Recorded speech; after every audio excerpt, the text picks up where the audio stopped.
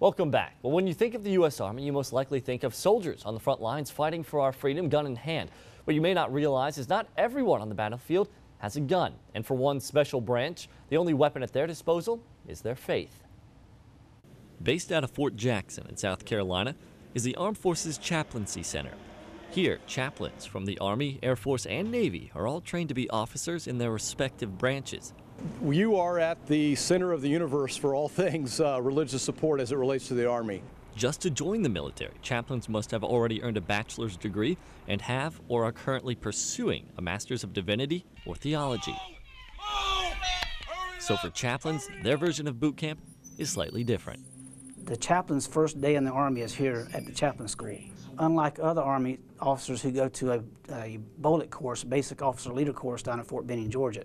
Much of their time is actually spent in the classroom and on state-of-the-art simulators, preparing them for what they may see on the battlefield. If they're in a convoy, a virtual convoy here in a simulation center, they can make all the mistakes they want and it won't cost them their life.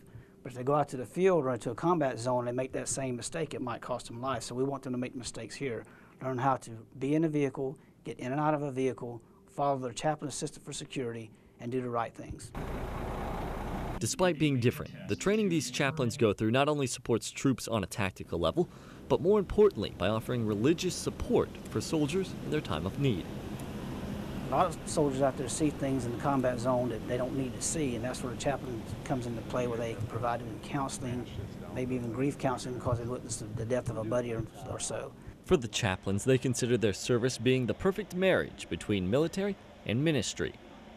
It's akin, I think, in many ways to being a missionary, being sent out into potentially harm's way, but being sent out into areas that maybe are unknown, but yet they sense that God is wanting to speak to those individuals. And that's an opportunity, I think, that the ministry and the military affords them, is to speak into the lives of people that they may never have seen.